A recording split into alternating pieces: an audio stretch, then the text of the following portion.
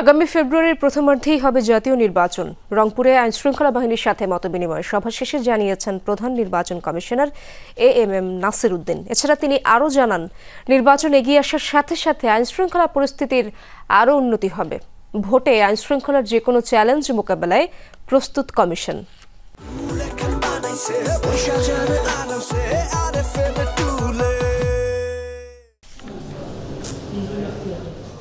রংপুর বিভাগীয় কমিশনার কার্যালয়ের মিলনায়তনে বিভাগের আইন শৃঙ্খলা বাহিনীর সাথে রুদ্ধদ্বার বৈঠক করেন প্রধান নির্বাচন কমিশনার নাসির উদ্দিন। বৈঠক শেষে সাংবাদিকদের সাথে কথা বলেন তিনি।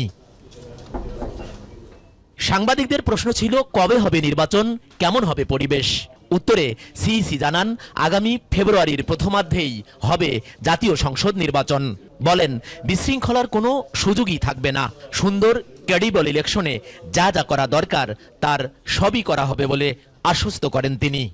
ইলেকশন তো ফেব্রুয়ারির প্রথমার্ধে হবে, ইনশাল্লাহ নেক্সট ফেব্রুয়ারি প্রথমার্ধে হবে। আমাদের একটা সুন্দর ক্রেডিবল গ্রহণযোগ্য ইলেকশন করার জন্য যা যা করার দরকার আমরা তা করব। এর আগে আঞ্চলিক নির্বাচন কার্যালয়ে নির্বাচন সংশ্লিষ্ট কর্মকর্তাদের সাথে মতবিনিময় করেন সিইসি।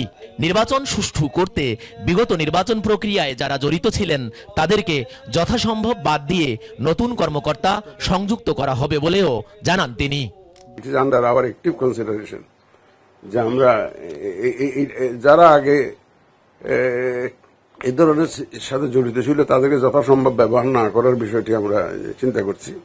ভোট এগিয়ে আসার সাথে সাথে আইন শৃঙ্খলা পরিস্থিতির উন্নতি হবে বলে আশা করেন প্রধান নির্বাচন কমিশনার।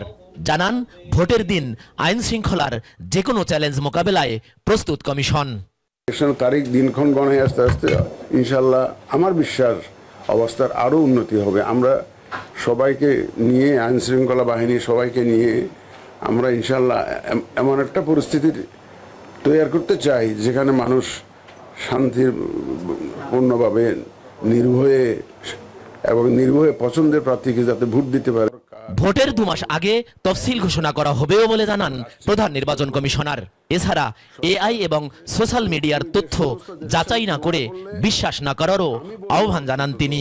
আমার যতটুকু জ্ঞান আছে বাংলাদেশের অবস্থা। সরকার মাঝারুল মান্নান, যমুনা নিউজ, রংপুর।